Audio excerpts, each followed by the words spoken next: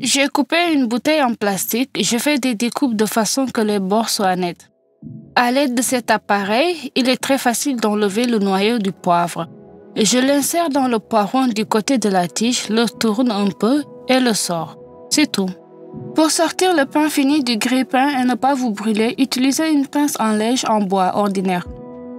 Si la longueur de la cuillère n'est pas suffisante pour obtenir par exemple des tomates du fond d'un pot de 3 litres, j'allonge les cuillères, je connecte les deux avec un clip de bureau. J'écrase 2-3 comprimés d'aspirine ordinaire. Je le dilue avec de l'eau. Ce mélange aide à essuyer facilement la poêle brûlée ou les plats gras. Je l'applique avec un coton ordinaire, je le suce soigneusement, puis je rince à l'eau. Laissez-moi vous dire à quel point il est facile de faire des œufs pochés parfaits. Je casse l'œuf dans une pâte très fine pour séparer le jaune du blanc. Ainsi, on obtient des œufs pochés sans lambeaux. Je verse la protéine filtrée et le jaune dans un bol. Je porte environ 1 litre d'eau à ébullition. Ajoute une cuillère à café de sel. Dès que l'eau bouillit, réduisez le feu au minimum. Ainsi, on aperçoit un léger gargouillement au fond de la casserole. J'approche le bol avec l'œuf tout près de l'eau et j'y dépose l'œuf. Avec une cuillère, vous ne pouvez que légèrement modifier la forme de l'œuf. Et avec une ébullition aussi faible, je les laisse pendant 4 à 5 minutes. Ensuite, le blanc est complètement cuit et le jaune reste liquide. Essayez de le faire cuire de cette façon et l'œuf poché sera parfait, uniforme, net et avec un centre liquide très délicieux. La base d'un sandwich n'est pas nécessairement du pain et du pain pita. On peut aussi utiliser une grande feuille de laitue. Je fais une petite incision dessus, j'étale l'œuf poché fini. Des haricots rouges en conserve, des tranches de tomates, du concombre mariné et des légumes verts, de l'aneth et du persil. J'enroule la feuille de laitue. On obtient un excellent sandwich délicieux.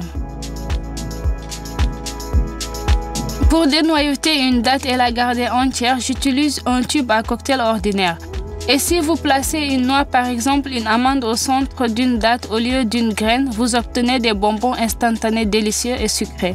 Si je dois nettoyer et couper beaucoup de légumes, j'attache un sac ordinaire sur la planche et je le remplis systématiquement avec des déchets obtenus.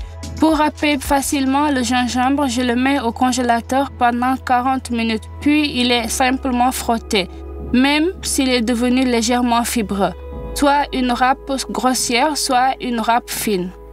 Je fais du fromage cottage épicé à partir de lait fermenté et du kéfir.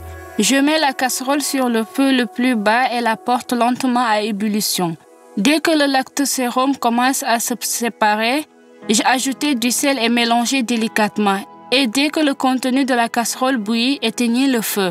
Pour filtrer le fromage cottage, j'utilise un petit morceau de tissu fin, très pratique. Pour plus de fiabilité, je le fixe avec des pinces de bureau et verse le mélange de cahier. J'égoutte bien le lactosérum et mets le fromage cottage avec le torchon dans un moule adapté. Vous pouvez aussi utiliser une emporte-pièce ou un cercle de service. Dans ce cas, j'ai un carré. Lors de la teinture des tissus, je plie soigneusement, couvre-plie en plusieurs couches avec du papier sulfurisé.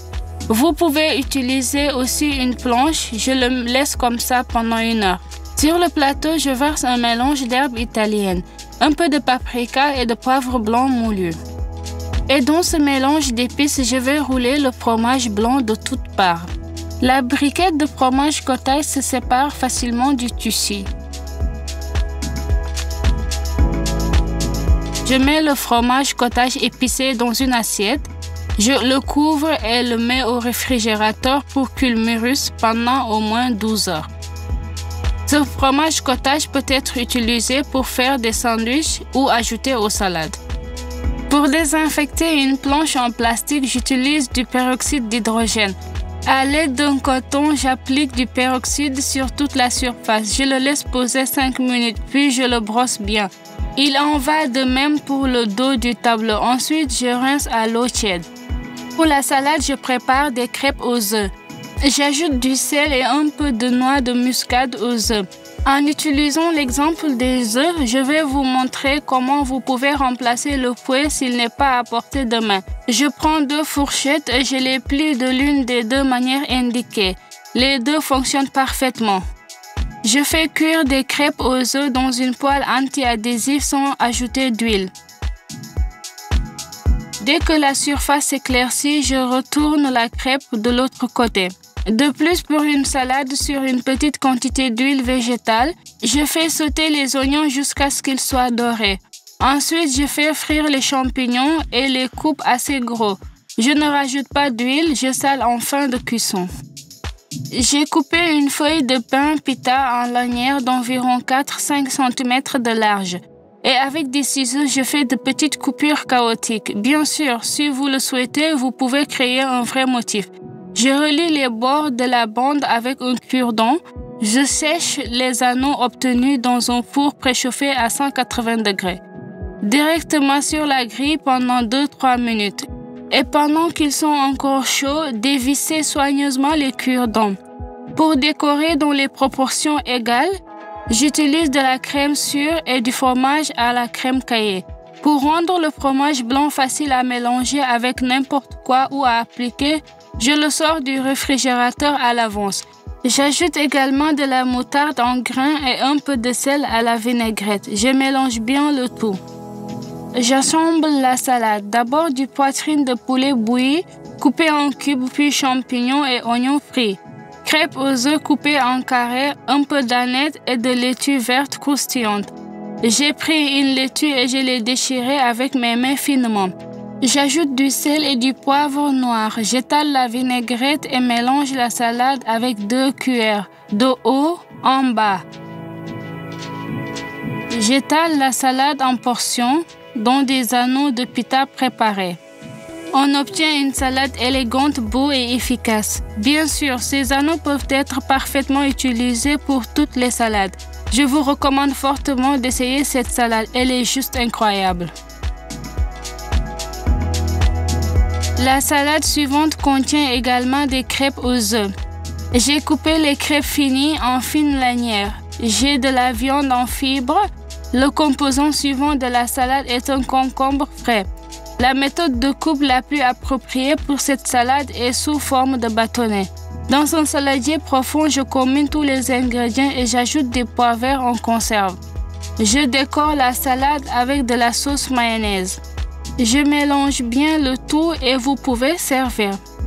C'est très frais et savoureux. La salade est copieuse et très tendre. S'il n'y a pas de couvercle approprié pour la casserole, vous pouvez utiliser une autre casserole d'environ la même taille. C'est très pratique de cuire les légumes à vapeur, puisqu'un grand volume de vapeur est généré à l'intérieur.